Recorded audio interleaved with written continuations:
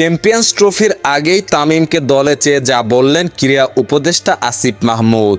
5ই August সরকার পতনের পর doctor Mohammad ইউনূসের নেতৃত্বাধীন 17 সদস্যের অন্তর্বর্তীকালীন সরকারের উপদেষ্টা আসিফ মাহমুদ সজীব ভুঁইয়াকে বাংলাদেশের যুব ও ক্রীড়া মন্ত্রণালয়ের দায়িত্ব দেওয়া হয়েছে।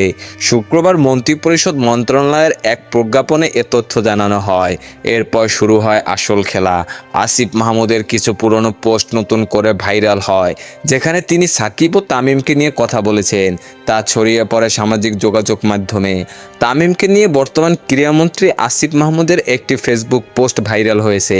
এই পোস্টটি তিনি করেন 2023 সালের 27 সেপ্টেম্বর। তিনি সেই ফেসবুক পোস্টে লিখেন, তামিম ইকবাল চাচার জোরে তামিম ইকবাল হইছে।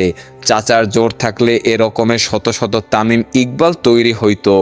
তবে এবার অন্তর্বর্তীকালীন সরকারের যুব ও ক্রীড়া মন্ত্রণালয়ের উপদেষ্টা আসিফ মাহমুদ ভিন্ন কথা বলেছেন।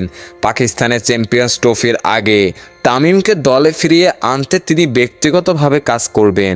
শুধু তাই নয়, বাংলাদেশ ক্রিকেটকে আরও অনেক দূর এগিয়ে নিয়ে যাওয়ার জন্য তিনি সব রকমের চেষ্টা করবেন।